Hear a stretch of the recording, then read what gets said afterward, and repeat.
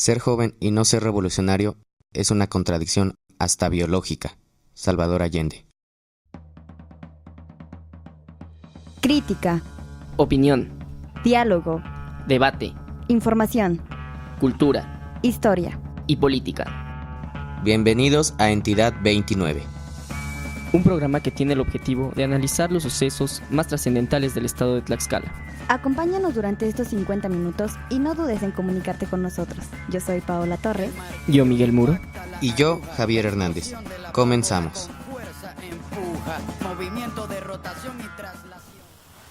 Hola, yo soy Paola Torres y estás en Entidad 29. En esta emisión estaremos hablando sobre la Ley de Materia de Prevención de la Violencia de Género en Tlaxcala. También nos acompaña Octavio Piedras, muralista tlaxcalteca, así que no te lo puedes perder. El ruedo. El ruedo. El ruedo.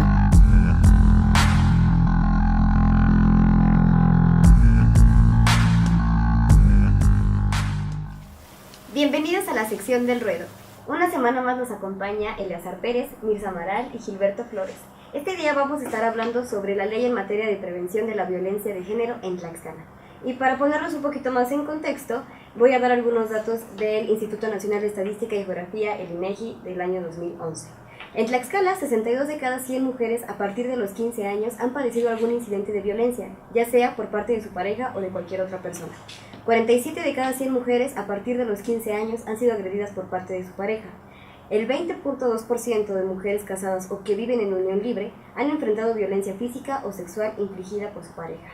Durante el 2010, una cuarta parte del total de las mujeres asalariadas enfrentaron actos de discriminación laboral por parte de sus empleadores.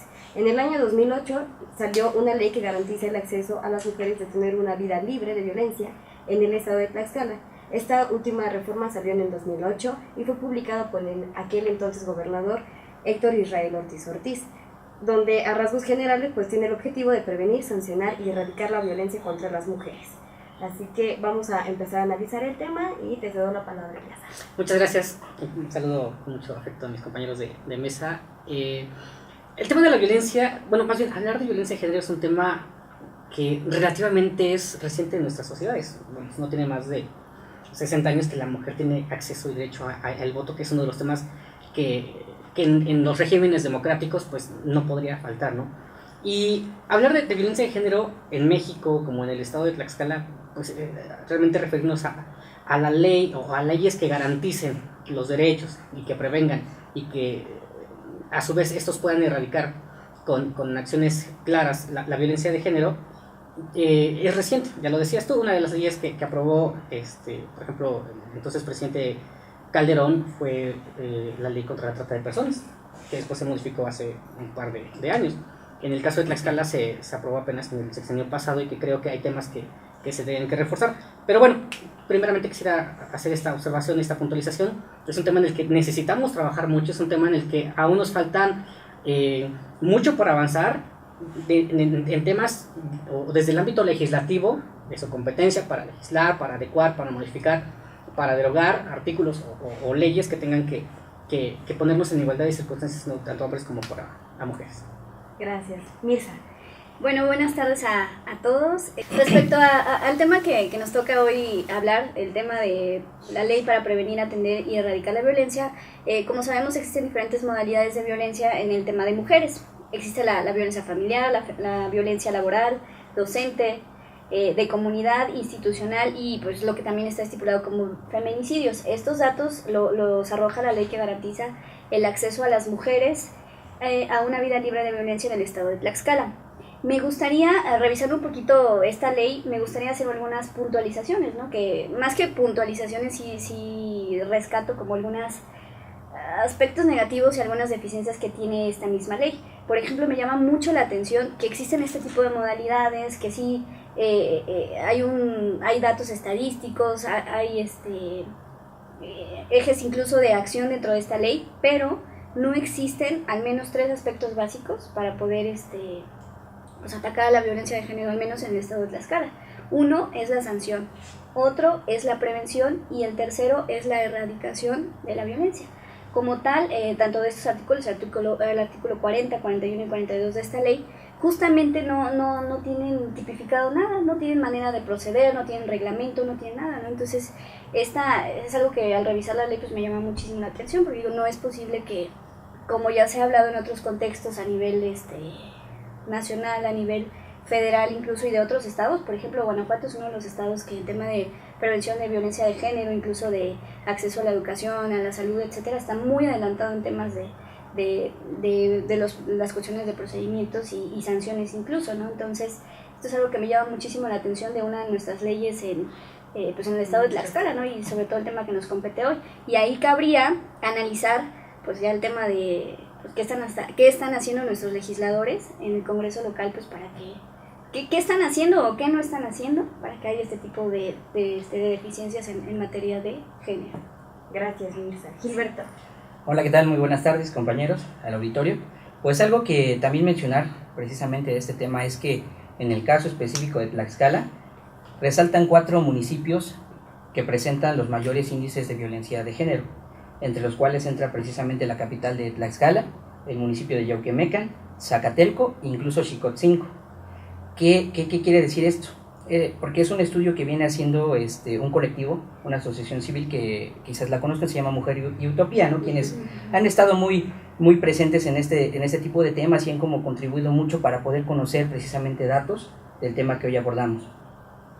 Lo sorprendente es que aun cuando existen las instancias, que por mencionar algunas, la Comisión Estatal de Derechos Humanos, el DIF, que es municipal, la Casa de la Mujer, que también son instancias municipales, o los mismos OPD, pero estos municipios, o dentro de una serie de municipios que se estudian, presentan la mayor cantidad de denuncias de este tipo, de violencia de género. Quizás sea por 2 razones. Una, que precisamente hay como más información acerca de a dónde acudir, y la segunda es que realmente están como las instancias no están tan operativas o no están operando porque hace falta inyectar recursos para este tipo de temas. Se concreta muy básicamente la Casa de la Mujer o el DIF a dar una pequeña orientación, la Comisión Estatal de Derechos Humanos, pero no procede, como lo decía Mirza, porque no está realmente esta ley que garantice pues que no exista violencia para las mujeres de Tlaxcala y en general del país, pues que de verdad se pueda castigar a quienes así son, las violentan. ¿Cuál creen ustedes que sean los mecanismos que se deben de utilizar para que realmente se ponga en función esta ley de prevención? Yo creo que uno de esos mecanismos tendría que ser la coordinación institucional, que es fundamental. Y podemos ver que no hay sincronía desde el momento en el que, por ejemplo, hace un par de programas hablábamos del tema de la trata de personas, y Tlaxcala tiene una ley muy precisa se llama la Ley para la Prevención y Erradicación de la Trata de Personas en el Estado de Tlaxcala, pero no hay una reglamentación. Entonces, en la cancha de quién cae esto, para empezar, o sea, no estamos hablando de la implementación, estamos hablando de que hay problemas y hay trabas de origen, porque podríamos decir que el Poder Legislativo hizo su chamba, hizo la ley, ahí está, pero la reglamentación no viene del Poder Legislativo, viene del Ejecutivo. Entonces, ¿cuáles son estos problemas que nos estamos encontrando? ¿Es un tema de presupuesto? ¿Es un tema de voluntad o es un tema de agenda que puede pasar, ¿no?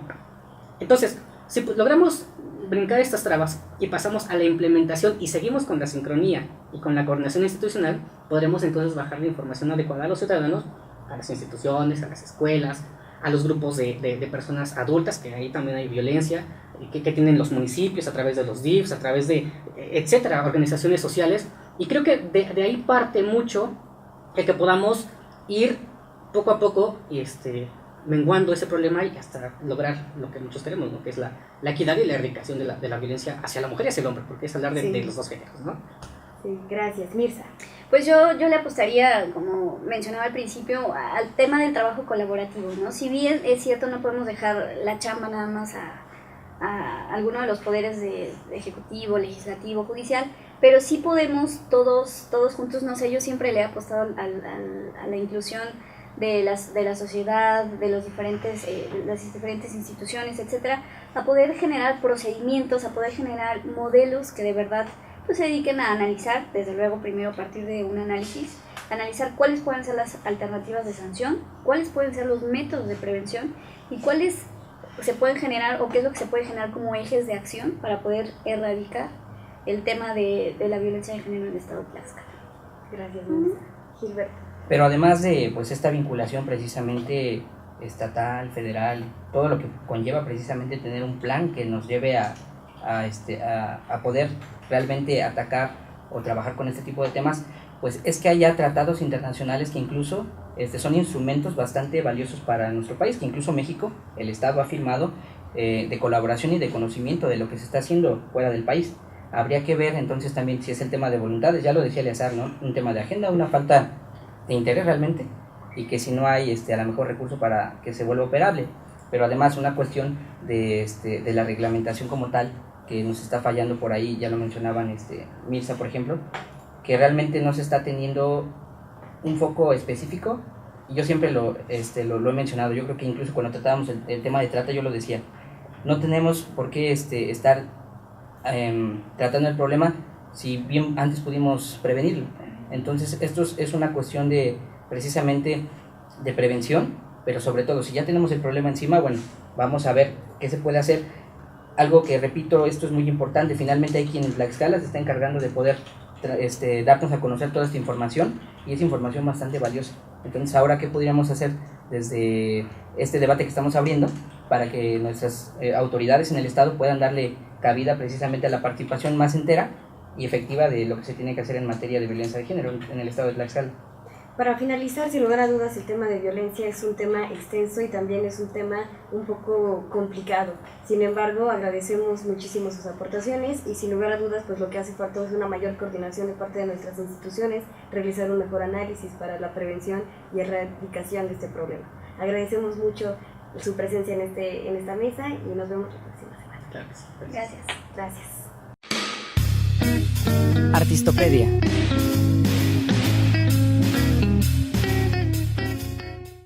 Hola amigos, nos encontramos este día con Octavio Piedras, a quien agradecemos que esté con nosotros en Entidad 29. Gracias. Tavo, cuéntanos un poquito más sobre tu trabajo. Bueno, pues llevamos 6 años pintando aquí en el estado de Tlaxcala.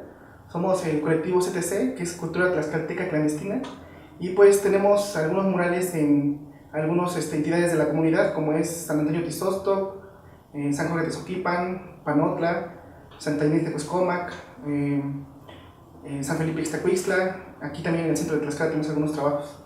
Y cuéntanos, ¿qué tratas de reflejar en tus trabajos? Pues bueno, como siempre fue, ¿no? Desde los años 20 los primeros muralistas pues tienen esta tarea, ¿no? De educar al pueblo, por decirlo así, a través del muralismo, ¿no? Entonces el mural, y en este caso nuestros murales, tienen un contenido histórico de aquí de Tlaxcala. Tenemos contenidos prehispánicos, de la revolución, y contemporáneos, ¿no? Igual con ese mensaje social, con ese mensaje de izquierda, pues que caracteriza este colectivo. Y cuéntanos, ¿quiénes fueron tus muralistas preferidos, los que te inspiraron al trabajo que hoy tienes? Ok, pues primero que todos, el maestro del muralismo, el padre del muralismo, por eso así, que es Gerardo Murillo, mejor conocido como el Dr. Atl.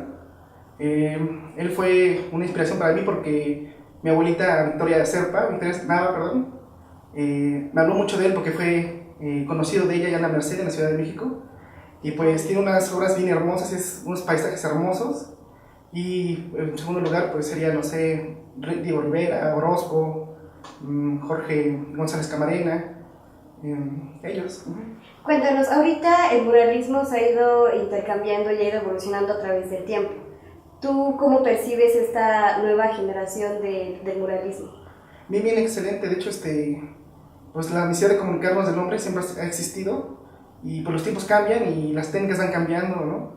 Entonces, hoy en día pues tenemos una corriente que surgió en los 60s allá en el Bronx, Nueva York, que es el graffiti, que aquí llegó ya por ahí de los 80 más o menos acá a México, y que pues bueno, ha venido funcionando técnicas distintas, ¿no? Que ha hecho muralismos y que pues interviene con distintos materiales como es el aerosol, incluso es, no sé, nugget, ¿no?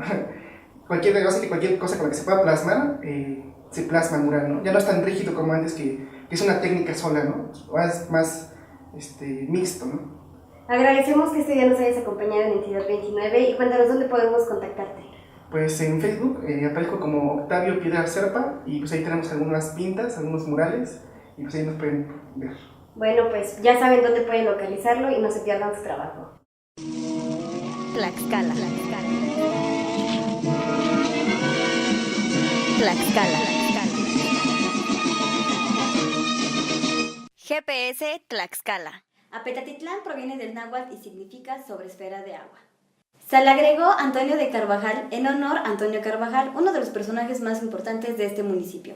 Entre sus actividades que más destacan fue haber recibido el reconocimiento por la defensa de Puebla en la batalla de 5 de mayo de 1862. Uno de los monumentos más importantes de este municipio es la parroquia de San Pablo Apetatitlán, construida el 4 de marzo de 1767.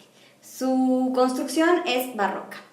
También es importante mencionar que en el mes de julio se celebra la fiesta a San Pablo, entonces donde podrán disfrutar de su comida, de su gastronomía y de pasar un buen rato en familia. Para finalizar, se me olvidó esto ya.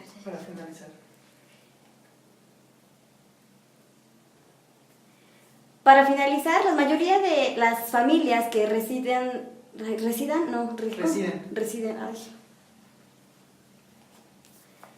Para finalizar, la mayoría de las familias que residen en este municipio se dedican a la madera, donde podremos encontrar desde muebles hasta máscaras tradicionales para el carnaval.